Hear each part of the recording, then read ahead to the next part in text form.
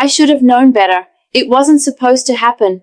But when you spend long enough with someone, feelings start to blur, and the lines you never meant to cross get crossed. And that's exactly what happened between me and one of my patients. You never think it'll happen to you. As a nurse, you always keep it professional. Boundaries are there for a reason, right? But life doesn't always care about boundaries. This is a story about how something started so small, but quickly spiraled out of control. I'm not proud of what happened, and I still ask myself, how did it get this far? But maybe you'll understand. Maybe, after hearing this, you'll see why. It all began innocently enough, as most things do. I was just doing my job. He came in for treatment, something routine. He seemed polite, a bit reserved, but friendly enough. Nothing out of the ordinary, at least, not at first. I'd seen dozens of patients like him. No red flags, nothing that would have suggested what was about to unfold. But then, as his treatment went on, things began to change. You see, we were seeing each other regularly. That's how it works when you're a nurse. You spend a lot of time with your patients, more than you might think. You get to know them on a personal level, and over time, something started to shift. At first it was subtle. We'd talk more, share little stories, and laugh about things that had nothing to do with his treatment. It was just conversation, right? It felt harmless, but that's where I was wrong. I didn't realize that with every conversation, with every laugh, I was stepping further into dangerous territory. And by the time I noticed, it was already too late. I don't know exactly when the shift happened. Maybe it was the time he complimented me on my bedside manner, saying no one had ever made him feel so comfortable during treatment. Or maybe it was the way his eyes lingered on mine a little longer than necessary after one of our sessions. But suddenly, the air between us felt different, charged. It wasn't long before the boundaries between nurse and patient started to blur. One day, as I was adjusting his IV drip, our hands brushed. I remember that moment so vividly, like it's burned into my memory. I should have pulled away faster, should have kept things professional, but I didn't. Neither did he. Instead, we both let the moment hang in the air, thick with tension neither of us wanted to acknowledge. I convinced myself that it was nothing. We were just being human, right? People make connections all the time, and this was just one of those moments. I told myself it was innocent, that I could keep things in check, but deep down, I knew better. I just didn't want to admit it. Then came the time when he started to linger after his sessions. He'd stay and chat, even when there wasn't anything important to talk about. He asked me about my day, my life outside the clinic, things that had nothing to do with his treatment, and I found myself opening up to him, telling him things I probably shouldn't have. I felt like I could trust him, like he understood me in a way that no one else did, and that's when I really started to lose control.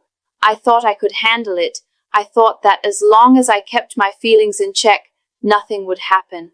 But as the days went on, it became harder and harder to ignore. It was in the way he looked at me, the way he would wait until everyone else had left before starting a conversation. It was subtle at first, but it grew more obvious as time passed. He wasn't just a patient anymore. There was something else, something unspoken but undeniable, hanging between us, and I didn't know how to stop it. There was one day, in particular, that stands out. It wasn't anything out of the ordinary, just another session, like the ones we'd had before. But this time, as I was finishing up, he looked at me differently. I could feel the tension in the room, thick and almost suffocating. He didn't say anything at first, just watched me, his eyes following every move I made. It was unsettling, but also thrilling. I hate admitting that now, but it's the truth. There was something about it that made my heart race, something that made me want to linger just a little longer. I told myself to walk away, to end the conversation like I always did, but instead, I stayed. I let him talk to me, let him ask me about my life, my family, my thoughts. things that had nothing to do with his treatment. And I answered him. I let my guard down in a way that I knew I shouldn't. It was a dangerous game, and I was starting to lose control. As the weeks passed, our conversations became more personal. We started to share things we hadn't before. He told me about his life, his struggles, his frustrations, and I told him things I hadn't told anyone, things that I probably shouldn't have shared with a patient. But it felt good to talk to him, to be understood. There was a connection between us that I couldn't deny, even though I knew it was wrong. One day, after one of his treatments, he stayed behind again. This time, there was no one else around. It was just the two of us, standing in the quiet room, and I could feel the tension building. He didn't say anything at first, just looked at me like he was waiting for something. I should have walked away, I knew that. But instead, I found myself standing there, frozen, waiting for him to make the first move. And when he finally did, it was like something snapped. He took a step closer, his eyes locked on mine, and I felt my heart skip a beat. He reached out, his hand brushing against mine, and in that moment, all the boundaries I had set up between us crumbled. I don't know what I expected to happen in that moment, but it wasn't this. When our hands touched, it felt electric, like every nerve in my body was on high alert.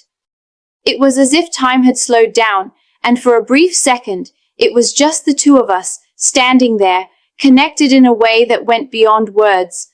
I could have pulled away, could have stopped it before it went any further, but I didn't. Instead, I stayed frozen, letting the moment stretch out longer than it should have. My mind was racing, torn between what I knew was right and what my heart was telling me. And then, just like that, it was over. He pulled his hand back, and the spell was broken. The tension in the room didn't go away, though. If anything, it grew thicker, more intense. He didn't say anything, and neither did I. We just stood there, both of us knowing what had just happened, both of us pretending it hadn't.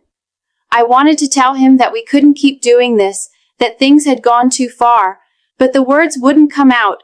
Instead, I just gave him a weak smile and told him I'd see him at his next appointment. I thought that would be the end of it, that we'd both go back to normal, but of course, that wasn't the case. Things only got worse from there. The next time he came in, the atmosphere was different. We didn't talk as much, didn't share the same easy conversations we used to. Instead, there was an awkwardness between us, like we both knew something had changed, but neither of us wanted to admit it.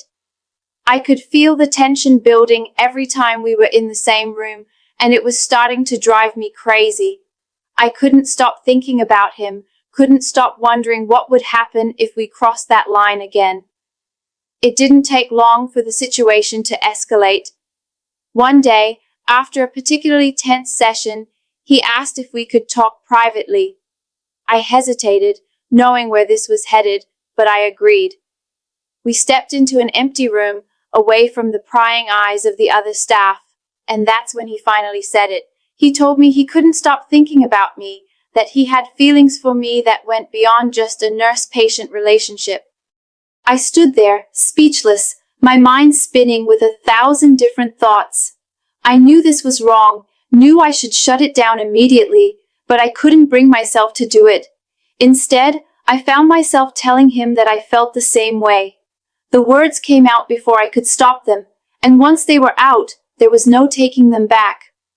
We both stood there, staring at each other, the weight of what we had just confessed hanging heavy in the air. I didn't know what to do next. I didn't know how to fix this or if it could even be fixed. All I knew was that we had crossed a line, and there was no going back. After that confession, things changed between us, and not in the way I had hoped. The tension that had been simmering between us boiled over. Every glance, every touch, felt loaded with meaning. It wasn't just a flirtation anymore. It was something deeper, something far more complicated, and I didn't know how to handle it. The worst part was that I wanted to see him more. I looked forward to his appointments, which I knew was wrong. I tried convincing myself that I could keep it professional, that nothing more would happen. But deep down, I knew that wasn't true. One day, after what felt like the longest session yet, he stayed behind again. I could see it in his eyes. He wasn't just there for treatment. There was something else, something he wasn't saying. I didn't know how to stop him, didn't know how to stop myself. As soon as the last patient left and the clinic was quiet, he walked up to me, his eyes full of unspoken words. We were standing too close, the kind of close that feels dangerous, like standing on the edge of a cliff, knowing that one wrong move could send you over. Before I could say anything, he leaned in, his breath warm against my skin, and in that moment, every part of me screamed that this was wrong. But I didn't pull away. He whispered that he couldn't stop thinking about me, that this had gone too far, but he didn't know how to stop. And for a second, I felt the same. I felt like I was caught in something I couldn't control. It was like being swept away by a current, knowing you should fight it, but the pull is too strong. That's when it happened. He kissed me, and in that instant, everything came crashing down. It wasn't a long kiss, and it wasn't even particularly passionate.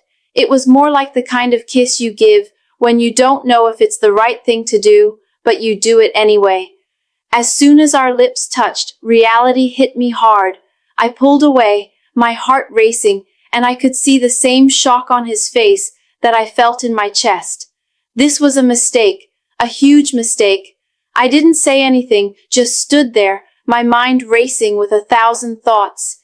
He looked at me, like he was trying to figure out what to say, but we both knew there was no going back now. The line had been crossed. I told him we couldn't do this, that this wasn't supposed to happen, but my voice didn't even sound convincing to my own ears.